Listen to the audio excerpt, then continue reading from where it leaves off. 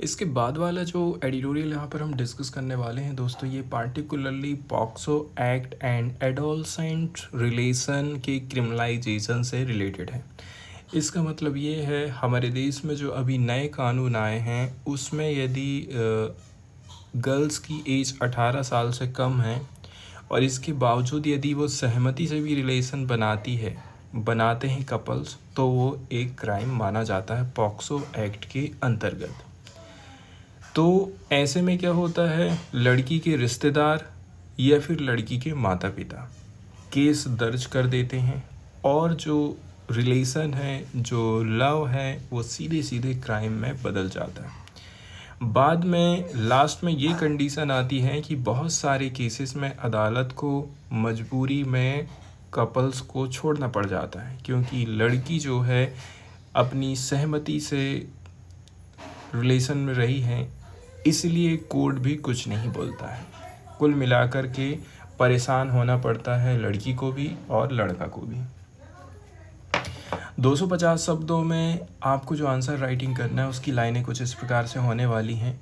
POCSO acts blanket assumption that all sexual acts involving adolescents are inherently exploitative needs to be revised. POCSO act कहता है कि जितना भी relation हो रहा है, जितना भी रिलेशन बन रहा है 18 साल से कम उम्र के बच्चों के साथ में, बच्चों के बीच में, वो सारा का सारा कैसा है, वो एक्सप्लॉयटेटिव है। तो इसमें हमें सुधार करने की ज़रूरत है। पॉक्सो एक्ट ये मान करके चलता है कि एडोलसेंट्स के बीच होने वाले सभी यौन संबंध स्वाभाविक रूप से एक्सप्लॉयटेटिव होते हैं, शोषणकारी होते हैं। इस सामान्य धारणा पर, इसको जिसको बोलते हैं ब्लैंकेट पर, फिर से विचार करने की ज़रूरत है। यदि हम इसको आसान भाषा में समझने की कोशिश करें, पॉक्सो एक्ट आया था जिसका फुल फॉर्म है protection of children from sexual offences act. एक कानून है जो कि 18 साल से कम उम्र के बच्चों को यौन शोषण से बचाने के लिए बना है, सेक्सुअल ऑफेंस से बचाने के लिए बना है। ये कानून मानता है अगर कोई भी सेक्सुअल एक्ट 18 साल से कम उम्र के बच्चे के साथ हो रहा है तो वो शोषण है, एक्सप्लॉयटेशन है, चाहे वो कॉन्सेंसुअल क्यों ना हो, मतलब सहमति से क्यों ना हुआ। इस वाक्य में बोला जाता है कि ये जो ब्लैंकेट एजम्पशन है, मतलब सबको एक ही नियम से तौलना, वो अब सवालों के घेरे में है। इस पर दोबारा विचार करना चाहिए, खास करके जब दो किशोरों जैसे कि 16 और 17 साल के बीच में यदि आपसी सहमति से रिलेशन होता है तो क्या उसे भी एक्सप्लॉयटेटिव कहा जाएगा, ये चर्चा का विषय है। भारत के सुप्रीम कोर्ट का मई 2025 का RE मतलब right to privacy of adolescents में सुनाया गया सज़ा संबंधी फैसला बहुत बढ़िया एग्जाम्पल है। यहाँ पर कोर्ट ने अपने पुराने रुख पर पुनर्विचार किया और उस लड़की की आवाज़ को सुना, उसको प्राथमिकता दिया जो इस आपराधिक मामले में सबसे ज़्यादा प्रभावित थी। वो मामला उसकी सुरक्षा के लिए शुरू किया गया था। ये जो फैसला रहा था सुप्रीम कोर्ट का, वो था मई 2025 का। सुप्रीम कोर्ट ने एक मामला सुना था जिसका नाम था right to privacy of adolescent. ठीक है, सज़ा से संबंधित निर्णय क्या था? कोर्ट इस केस में ये तय कर रही थी कि आरोपी को क्या सज़ा दी जाए, लेकिन इस बार अदालत ने इस चीज़ को नहीं देखा, कानून को नहीं देखा, बल्कि उस किशोरी की बात पर ज़्यादा फोकस किया था। मतलब जिस लड़की के नाम पर यह आपराधिक केस दर्ज किया गया था उसे सेफ्टी देने के लिए, वही इस मामले में सबसे ज़्यादा प्रभावित थी। कोर्ट ने उसी की इच्छा और दृष्टिकोण, उसके माइंडसेट को सबसे ज़्यादा महत्वपूर्ण माना था। आगे बोला जा रहा है कि देखिए,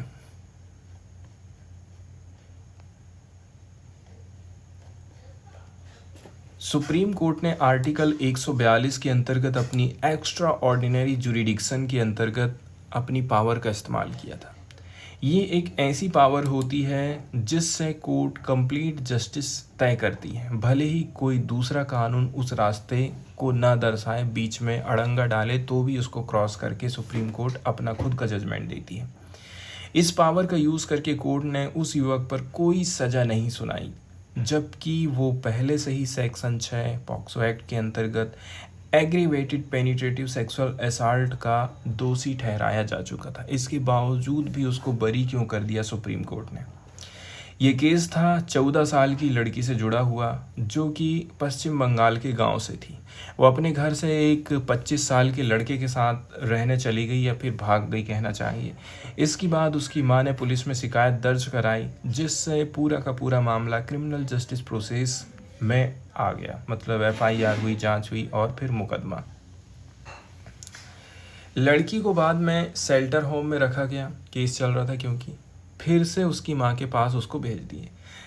लेकिन वहाँ उसे स्टिग्मा मतलब कलंक, ह्यूमिलेशन, अपमान और सर्विलांस मतलब घर वालों की निगरानी में वो रह रही है, ये सब का सामना करना पड़ा।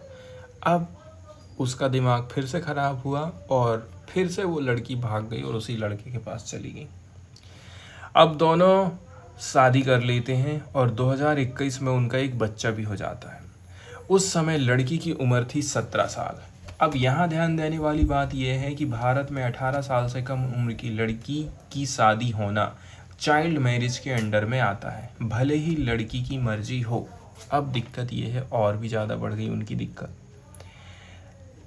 इसके बाद उस लड़के को गिरफ्तार किया गया। उस पर बहुत सारे आरोप लगाए गए, जैसे कि kidnap, rape, aggravated penetrative sexual assault POCSO के अंतर्गत एंड चाइल्ड मैरिज। हालांकि लड़की ने अपनी इच्छा से लड़के के साथ रहना चालू किया और शादी भी चुनी, फिर भी कानून की नज़र में ये एक अपराध है, क्योंकि 18 साल की लड़की मतलब लड़की की एज 18 साल से कम थी। सुप्रीम कोर्ट ने बोला, लड़की की खुद की इच्छा और एजेंसी, निर्णय लेने की शक्ति को हम नज़रअंदाज नहीं कर सकते। वो अपने घर में स्टिग्मा और इमोशनल प्रेशर महसूस कर रही थी, इसलिए वो लड़के के पास चली गई। कोर्ट ने ये पाया कि युवक को सज़ा देना कंप्लीट जस्टिस के खिलाफ होगा, इसलिए आर्टिकल 142 का यूज़ करके सज़ा नहीं दी गई। हालांकि कानून के हिसाब से तो वो दोषी था। तो यहाँ पर एक बहुत ही अच्छा एग्जाम्पल हमको दिखाई दिया है। मतलब अदालत ने ये साफ देखा है और महसूस किया है कि लड़की बहुत ही ज़्यादा हेल्पलेस स्थिति में है। वो अपने छोटे बच्चे को गोद में लेकर के कोर्ट में उपस्थित थी, जो उसकी स्थिति को और भी ज़्यादा इमोशनल और संवेदनशील बना रहा था। यहाँ बताया जाता है कि पॉक्सो स्पेशल कोर्ट भले ही लड़की की हालत को समझ रही थी, लेकिन उसके पास कानूनी विकल्प बहुत कॉन्स्टेंट थे, सीमित थे, क्योंकि पॉक्सो एक्ट की प्रोविजंस बहुत ज़्यादा स्ट्रिंजेंट हैं, खास करके सेक्शन 6 जो कि एग्रीवेटेड पेनिट्रेटिव सेक्सुअल असॉल्ट के मामले में। तो अदालत को कानून के अनुसार ही सज़ा सुनानी पड़ी थी। इसलिए कोर्ट ने उस युवक को 20 साल के इम्प्रिजनमेंट की सज़ा दी, जैसे कि कानून में तय किया गया है। अब आगे बात किया जाता है पार्टिकुलरली यहाँ पर 2022 में जब ये मामला अपील में गया, तो कलकत्ता हाई कोर्ट ने उस लड़की की मानसिक और सामाजिक डिस्ट्रेस को समझा था। लड़की को उसका परिवार छोड़ चुका था, कट ऑफ बाय फैमिली। वो अपने बच्चे और कैंसर पीड़ित सास की सेवा कर रही थी, साथ ही अपने साथी को जेल से छुड़ाने की लड़ाई भी लड़ रही है। मतलब कोर्ट ने यह मान लिया कि लड़की अकेले ही इमोशनल, फिजिकल और लीगल दबाव झेल रही है। हाई कोर्ट ने यह भी माना था कि उस युवक और लड़की का सामाजिक आर्थिक लेवल ऐसा था कि उन्हें ये समझ नहीं आ रहा था कि उनका रिश्ता कानूनी तौर पर ऑफेंस है। मतलब दोनों लॉ और कॉन्सेंट की लीगल डेफिनेशन नहीं समझते थे, वे इसे नॉर्मेटिव रिलेशनशिप की तरह देख रहे थे। हाई कोर्ट ने इस मामले को एक ह्यूमन व्यू से देखा ताकि कंप्लीट जस्टिस आ सके, इसलिए उसने निचली अदालत द्वारा दी गई सज़ा को उलट दिया था। लोअर कोर्ट ने जो कन्विक्शन दिया उसको रिवर्स कर दिया, यानी हाई कोर्ट ने उस युवक को एक्विटेड कर दिया, दोष मुक्त कर दिया। हाई कोर्ट ने एक बहुत ही इम्पोर्टेंट बात कही थी कि पॉक्सो एक्ट की जो करंट लीगल अप्रोच है वो कई बार एडोलसेंट को क्रिमिनलाइज केस में फंसा देती है, भले ही उनका सेक्सुअल बिहेवियर नॉर्मल और आपसी सहमति वाला हो। लेकिन इसी के साथ कोर्ट ने कुछ प्रॉब्लमेटिक बयान भी दिए थे, ये बहुत गलत है। कोर्ट ने बोला, लड़कियों को अपनी यौन इच्छाओं पर कंट्रोल रखना चाहिए, क्योंकि समाज की नज़र में अब वे 2 मिनट के लिए यौन सुख के लिए झुकती हैं तो उन्हें ही नुकसान उठाना पड़ेगा। सी इज़ द लूज़र। मतलब ये पितृसत्तात्मक मोरल पॉलिसिंग वाला और जेंडर बाइज्ड है। ये चीज़ उसने बहुत गलत बोला था। हाई कोर्ट ने लड़की की मानवता, सामाजिक स्थिति और किशोरों के अधिकार को ध्यान में रखते हुए सजा रद्द किया। कोर्ट ने पॉक्सो एक्ट की सख्ती पर महत्वपूर्ण टिप्पणी किया कि ये कई बार एडोलसेंट को क्या बना देता है, क्रिमिनलाइज। लेकिन यहाँ पर कुछ जेंडर स्टीरियोटाइप मोरलिस्टिक कमेंट भी कर दिए जो कि न्याय की भावना और महिलाओं के अधिकारों के खिलाफ में चले जाते हैं। जब हाई कोर्ट का कंट्रोवर्शियल बयान आया, जैसे लड़कियों को सेक्सुअल अर्ज पर कंट्रोल करना चाहिए, और मीडिया में ज़बरदस्त आउटरीच हुआ, विरोध हुआ, तो सुप्रीम कोर्ट ने इस मुद्दे को सो मोटो में लिया। ये मामला था right to privacy of adolescent, यानी कि किशोरों के निजता के मामले से जुड़ा हुआ। इसलिए यहाँ पर सुप्रीम कोर्ट का हस्तक्षेप इम्पोर्टेंट हो गया था। कोर्ट ने यह भी बोला कि भाई 14 साल की उम्र वाली नाबालिग लड़की के साथ किया गया कोई भी रिलेशन, चाहे वो नॉन एक्सप्लॉयटेटिव और कॉन्सेंसुअल ही क्यों ना हो, वो पॉक्सो कानून के अंतर्गत अपराध रहेगा। सुप्रीम कोर्ट ने ओल्डर एडोलसेंट जैसी श्रेणियों को भी खारिज कर दिया। हालांकि ध्यान यहाँ ये देना है कि दोनों की दोनों जो थ्योरीज हैं, मतलब non exploitative sexual act and older adolescents को इंटरनेशनल ह्यूमन राइट्स और मेडिकल पार्लेंस में मान्यता मिल गई है। जैसे UNCRC, United nation convention on rights of child के अंतर्गत जो जनरल कमेंट नंबर 20 है, उसमें ये बोला जाता है कि देश ऐसी स्थिति में एक जैसे उम्र वाले एडोलसेंट्स को यदि वे आपसी सहमति से और बिना शोषण के रिलेशन बनाते हैं तो उन्हें अपराधी ना बनाया जाए। ये इंटरनेशनल कानून बोलता है। क्रिमिनलाइजेशंस को अवॉइड करना है।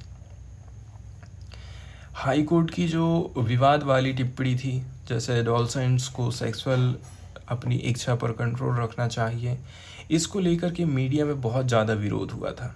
तो सुप्रीम कोर्ट ने दिसंबर 2023 में इस मामले को सो मोटो में लिया। इसी मामले का नाम रखा गया था the right to privacy of adolescents.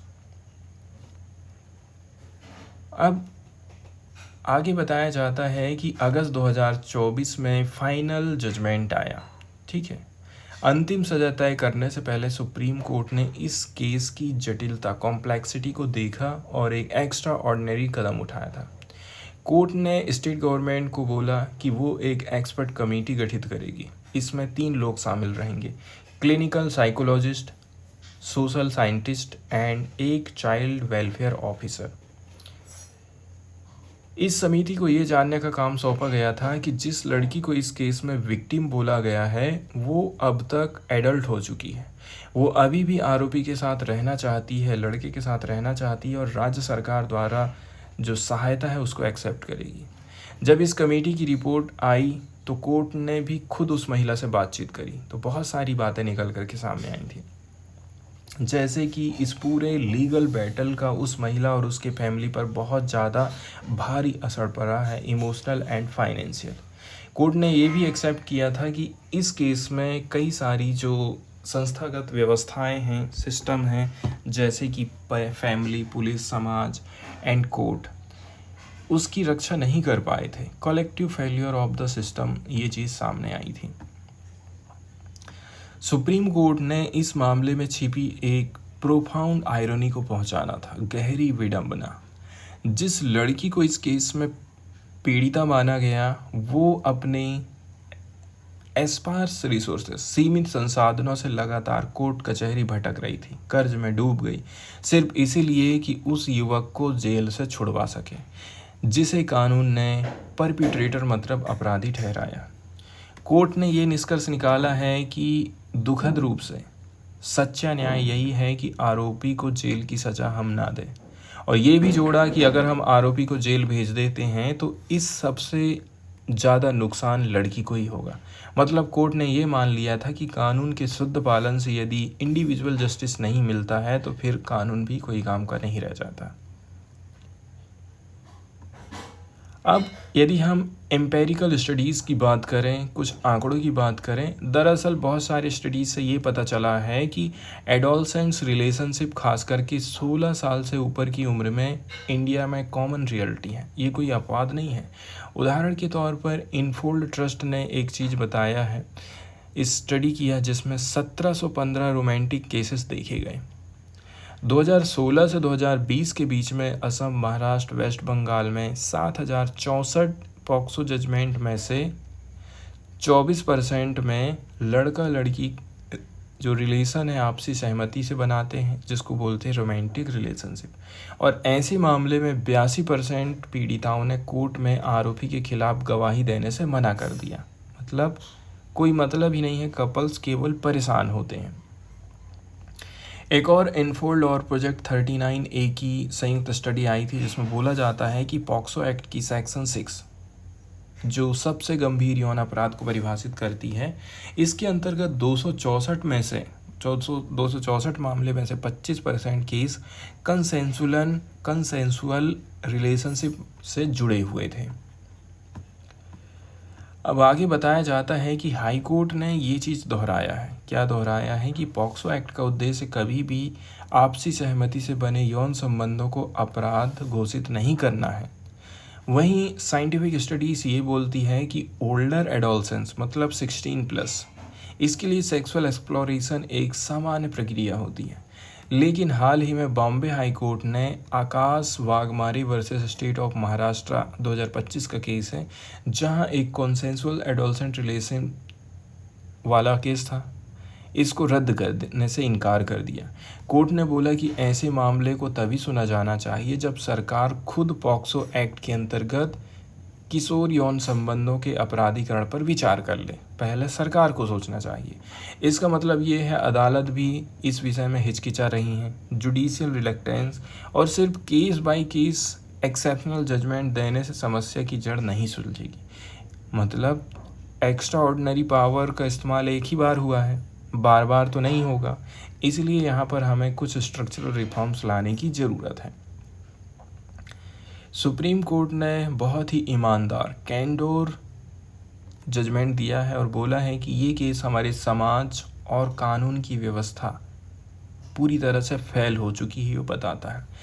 लड़की जो 7 सालों तक पीड़ा झेलती रही, उसमें योगदान देने वाले कारण क्या है? कम्युनिटी ह्यूमिलेशन, सामाजिक अपमान, फैमिली अबंडनमेंट, परिवार ने उसको छोड़ दिया, पैटर्नलिस्टिक जुडिशियल लैंग्वेज, न्यायपालिका उपदेश देते रही, चाइल्ड प्रोटेक्शन सिस्टम का अभाव था, करप्ट लीगल प्रैक्टिसेस थी, एंड मीडिया के द्वारा सेंसलाइजेशन मीडिया कवरेज किया गया। 7 साल तक लड़की को ये सारी बातें झेलने पड़ी थी। हालांकि सुप्रीम कोर्ट ने ये उम्मीद जताई है कि अगर जुवेनाइल जस्टिस एक्ट 2015 के अंतर्गत चाइल्ड वेलफेयर कमेटी के द्वारा रिहेबिलाइजेशन प्रोविज़न को सही से लागू किया जाए तो भविष्य में कोई और पीड़िता ऐसी स्थिति का सामना नहीं करेगी। लेकिन ये सोच रियलिटी से मेल नहीं खाती है, क्योंकि आज भी एडोलसेंस लड़कियां ऐसे मामले में इंस्टीट्यूशनलाइजेशन मतलब बाल सुधार गृहों में जबरन ठहराया जाना, ह्यूमिलिएशन आत्मसम्मान की हानि, एंड लिबर्टी से वंचित किया जाना, फ्रीडम की कमी का रोजाना सामना कर रही हैं।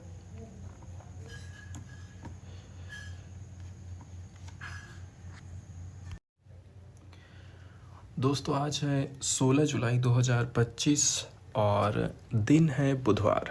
आज के द हिंदू न्यूज़पेपर का हम एनालिसिस करने वाले हैं।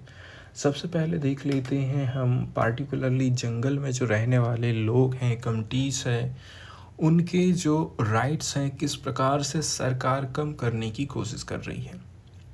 हाल फिलहाल में एक न्यूज़ आई है कि छत्तीसगढ़ के फॉरेस्ट डिपार्टमेंट ने एक लेटर जारी किया है जिसमें उसने खुद को एक नोडल एजेंसी बना लिया है ताकि वो फॉरेस्ट राइट्स एक्ट 2006 के अंतर्गत जो कम्युनिटी फॉरेस्ट रिसोर्सेस राइट्स होते हैं, शॉर्टकट में इसको CFRR बोला जाता है, बार बार अब यही चीज़ आने वाला है, जिसका मतलब होता है कम्युनिटी फॉरेस्ट रिसोर्स राइट्स। मतलब जंगल में जो संसाधन मौजूद हैं उसके ऊपर अब फॉरेस्ट डिपार्टमेंट का अधिकार हो गया है।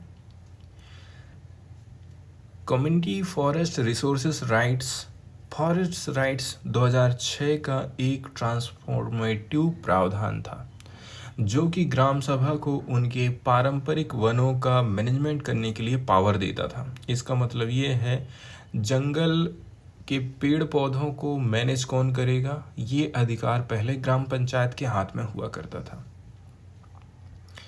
सरकार ये कानून लेकर के आई थी ताकि अंग्रेजों के ज़माने का कॉलोनियल एरा की उस अन्यायपूर्ण व्यवस्था को हम ठीक कर सकें जिसमें गवर्नमेंट ने कम्युनिटीज़ को उनके फॉरेस्ट से बाहर कर दिया था।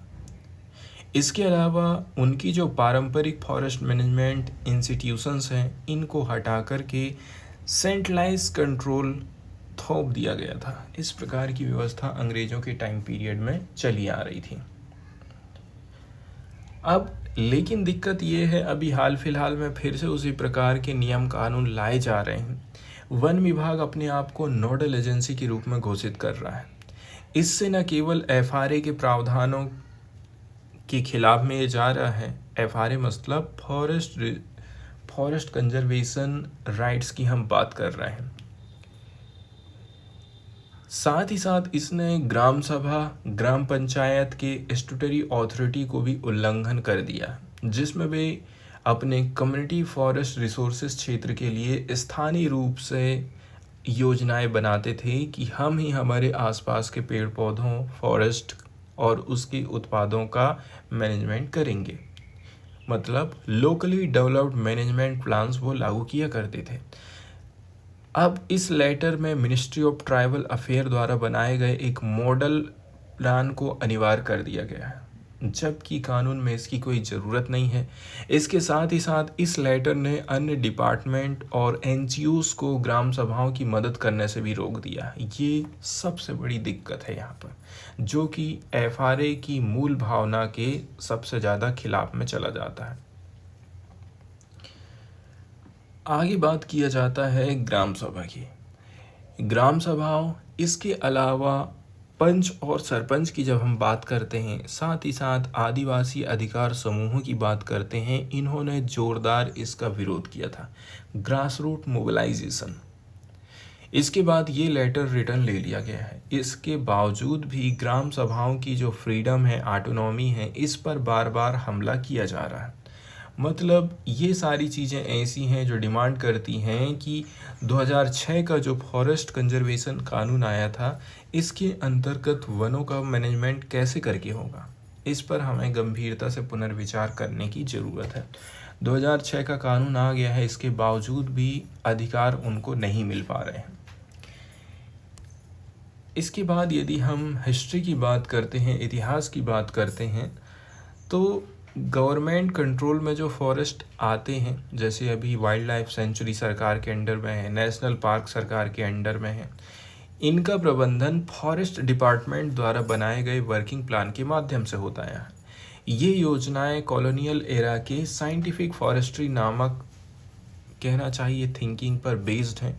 इसमें फॉरेस्ट का मैनेजमेंट केवल टिम्बर प्रोडक्शन को अधिकतम करने के लिए किया जाता था।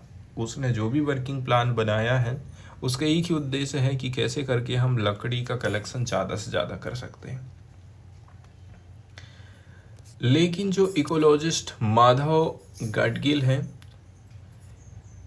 इसके अलावा बहुत सारे जो एनवायरनमेंट के वैज्ञानिक लोग हैं, उन्होंने इस एंगल पर क्वेश्चन उठाए, खास करके इसलिए क्योंकि प्रारंभिक जो वर्किंग प्लान्स होते हैं इसमें प्राकृतिक वनों की पूरी कटाई, क्लियर फेलिंग और उनकी जगह एक ही प्रजाति के पौधे प्लांट लगाए जाना प्रस्तावित था। अब जो नेचुरल तौर से उग रहे हैं किसी क्षेत्र में, उनको यदि काट करके एक ही प्रजाति के पौधे लगाएंगे तो वहाँ की जो लोकल डाइवर्सिटी है वो प्रभावित होगी। भारत के वनों की स्थिति में गिरावट, इन्वेसिव स्पीसीज के फैलाव, साथ ही साथ डिग्रेडेड फॉरेस्ट एरियाज जैसे खतरे बढ़ जाएंगे। मतलब ये जो योजना है यहाँ पर फेल हो जाती है। फॉरेस्ट रिच सेंट्रल इंडिया में वर्किंग प्लान्स द्वारा लगातार लकड़ी के दोहन पर जोर दिया जाता रहा है। वर्किंग प्लान सरकार बनाती है ताकि लकड़ी की कटाई ज़्यादा से ज़्यादा हो सके। आज़ादी से पहले ही इसका विरोध चालू हो गया था। हालांकि अब इन योजनाओं में forest restoration, wild life conservation के उद्देश्य को शामिल किया जा रहा है। फिर भी ये योजनाएं अभी भी एक ब्यूरोक्रेटिक प्रोसेस का हिस्सा हैं। इसके अलावा लोकल लाइवलीहुड का इनसे कोई लेना देना नहीं रहता है। अब FRA जो कानून है 2006 का, इसकी जो दृष्टि है, इसकी जो सोच है बिल्कुल अलग है, रेडिकली डिफरेंट है। और ये लोकल कम्युनिटीज़ की भूमिका को वनों के अस्तित्व और स्थिरता के लिए इंटीग्रल मानता है। इसीलिए CFR मैनेजमेंट प्लान्स का निर्माण ग्राम सभा के द्वारा ही होना चाहिए, उसकी लोकल नीड्स के हिसाब से ही होना चाहिए। इसके लिए क्या करना पड़ेगा, ग्राम सभा को ही फॉरेस्ट कंजर्वेशन के राइट्स प्रोवाइड करना पड़ेगा। अब ये जो प्लानिंग है, conservation of forest rights management plans को ग्राम सभा द्वारा वर्किंग प्लान के साथ में इंटीग्रेट कर दिया जा सकता है। मतलब CFR क्षेत्र, कम्युनिटी फॉरेस्ट रिसोर्सेज एरिया में अब फॉरेस्ट डिपार्टमेंट की पारंपरिक वर्किंग प्लान्स लागू नहीं होंगे, क्योंकि अब लोकल कमिटीज ही इन वनों का प्रबंधन एक अलग उद्देश्य, डिफरेंट ऑब्जेक्टिव और छोटी छोटी लोकल यूनिट्स के तौर पर करेंगे। अब इंडिया की यदि हम बात करते हैं तो भारत में अभी तक देखा जाए तो 10,000 से ज़्यादा ग्राम सभाओं को CFRR टाइटल्स मिल चुके हैं, अधिकार हम दे चुके हैं। लेकिन अब तक केवल 1,000 से भी कम ग्राम पंचायत ऐसी हैं जिन्होंने अपने CFR मैनेजमेंट प्लानिंग तैयार करी है। इसका रीज़न ये है कि फॉरेस्ट डिपार्टमेंट अक्सर इन योजनाओं की लेजिटिमेसी को एक्सेप्ट नहीं करता है और ग्राम सभाओं को सहयोग नहीं देता है।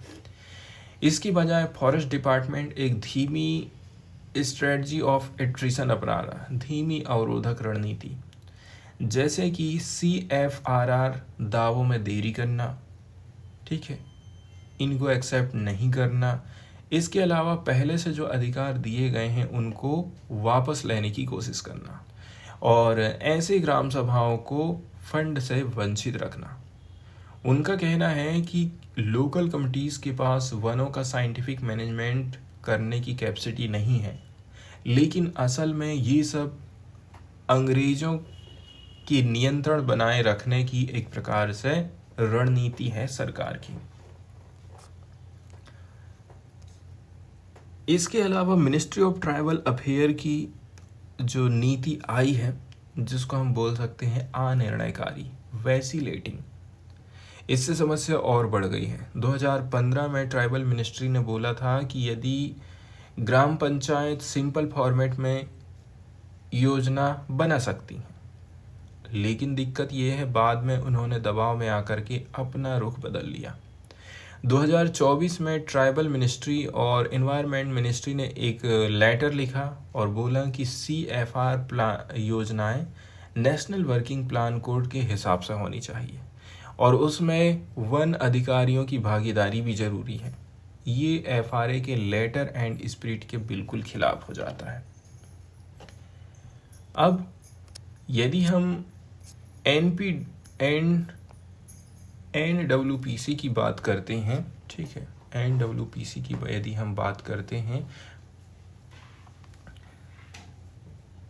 मतलब नेशनल वर्किंग प्लान कोड की बात करते हैं, ये नेशनल लेवल पर वर्किंग प्लान है। ये खुद कहता है कि वर्किंग प्लान ये स्पष्ट करे कि वनों का प्रबंधन किस उद्देश्य से आप कर रहे हैं, ताकि ऑनर की इच्छा और इंटरेस्ट को हम पूरा कर सकें। लेकिन रियल बात ये है कि जो नेशनल लेवल पर वर्किंग प्लान कोड है, इसकी प्रक्रिया बहुत लेंदी होती है, हैवी डेटा पर बेस्ड होती हैं, जिनका उद्देश्य अभी भी टिम्बर यील्ड को अधिकतम करना है, लकड़ी उत्पादन को अधिकतम करना है। ये औपनिवेशिक सोच की हैंगओवर को बताता है, मतलब उसकी परछाई को बताता है। इसके अपोजिट में यदि हम बात करते हैं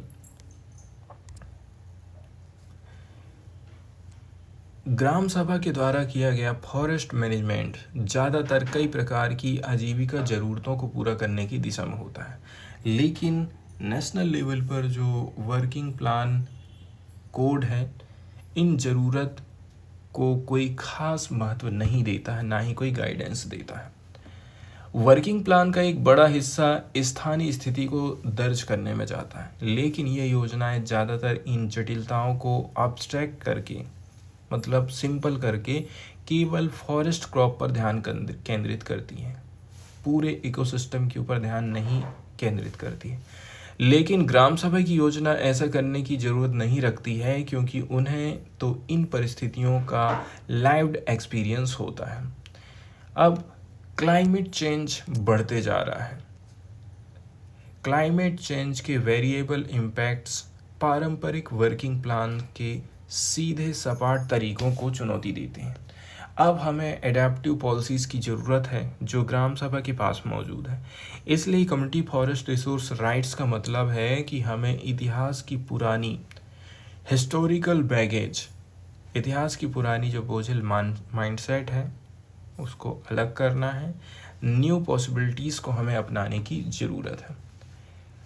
मतलब आगे का रास्ता बिल्कुल क्लियर हो गया है कि भाई केंद्र सरकार द्वारा पिछले साल शुरू की गई धरती आबा जनजाति ग्राम उत्कर्ष अभियान ने CFR मैनेजमेंट प्लान के लिए एक इंडिकेटिव फ्रेमवर्क प्रस्तुत किया है।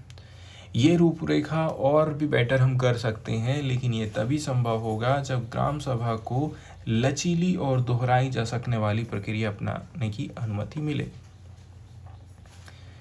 इसलिए हम बोल सकते हैं कि जो ट्राइबल मिनिस्ट्री है, इसको चाहिए कि वो NWPC के कॉम्प्लायंस के नाम पर CFR मैनेजमेंट को भटकाने की कोशिश ना करें। साथ ही साथ फॉरेस्ट डिपार्टमेंट को चाहिए कि वे ग्राम सभा को ज़रूरत पड़ने पर फंड दें, प्रोटेक्शन दें। साथ ही साथ टिम्बर ओरिएंटेड साइंस को छोड़ें और पीपल फ्रेंडली फॉरेस्ट मैनेजमेंट को अपनाने की कोशिश करें। इसके बाद न्यूज़ वाले सेक्शन की तरफ यदि हम जाएं दोस्तों, तो AX4 अंतरिक्ष मिशन से रिलेटेड एक न्यूज़ आई है, जिसको देख लेते हैं।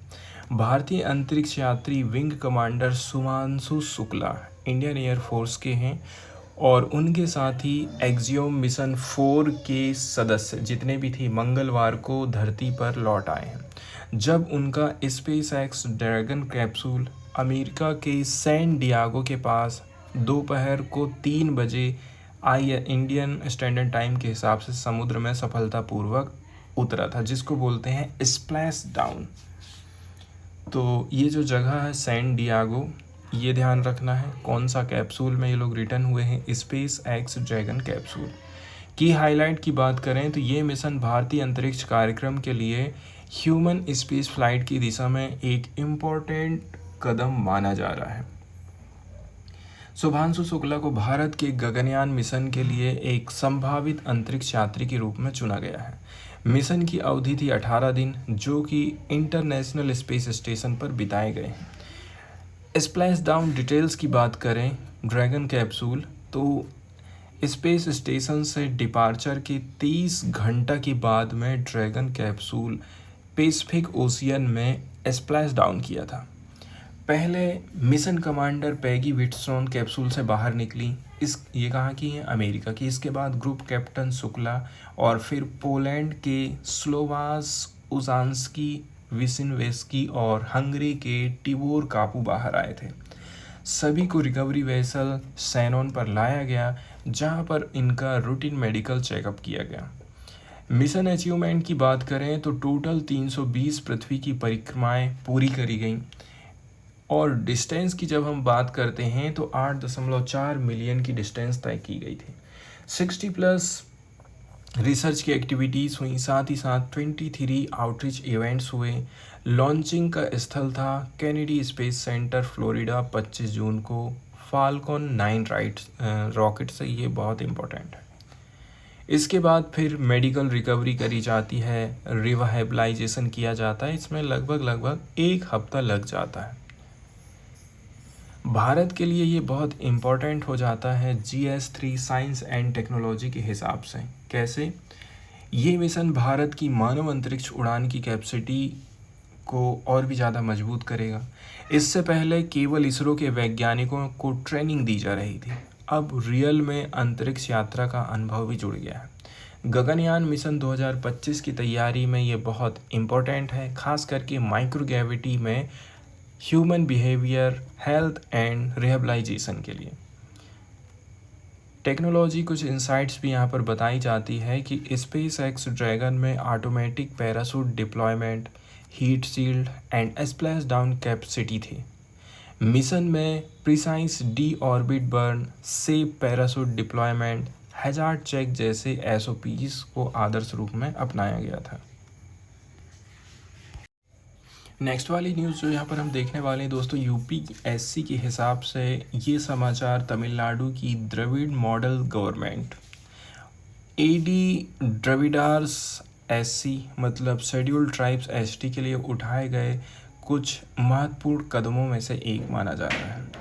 तमिलनाडु आदिवासी और अनुसूचित जातियों के लिए सामाजिक न्याय की दिशा में एक पहल माना जाता है।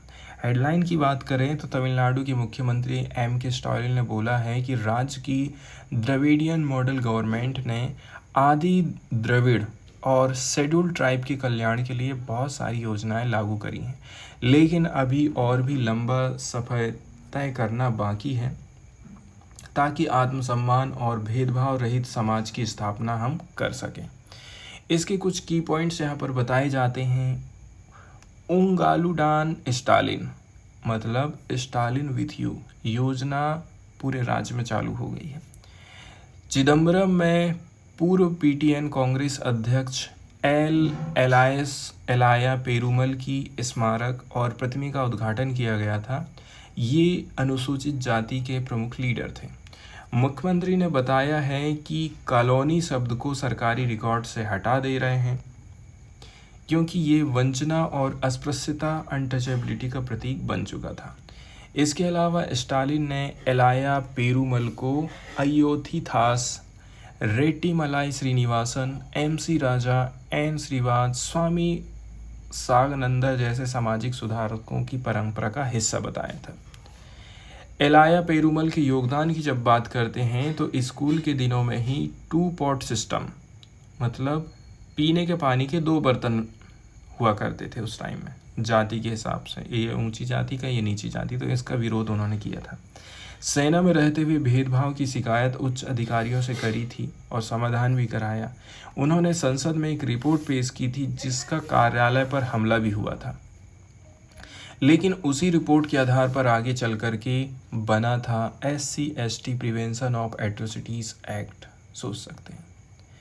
योजना की बात करें तो राज्य भर में 10,000 स्पेशल कैंप का आयोजन किया जाएगा 15 जुलाई से। इन कैंप्स में 46 प्रकार की गवर्नमेंट सर्विसेज रहेगी। ये पहल सरकारी और गांव मतलब शहरी और ग्रामीण दोनों क्षेत्रों में लागू होगी। इसका उद्देश्य है समस्या का सीधे समाधान करो और सेवा तक पहुंच मिलना चाहिए। यूपीएससी के हिसाब से देखा जाए ये social justice and vulnerable section के अंतर्गत हम देखते हैं कॉलोनी शब्द को हटाया जाना, संस्थागत सुधार किए जाने, political legacy and social reformers के हिसाब से द्रविड़ आंदोलन के सामाजिक नेता, सामाजिक सुधार के नेता को यहाँ याद किया जाता है। गवर्नेंस एंड सर्विस डिलीवरी की बात करी जाती है। उंगालुडान स्टालिन जैसा डायरेक्ट आउटरीच प्रोग्राम लोगों को सेवाओं की ज़मीनी लेवल तक पहुँच को अवेलेबल कराता है।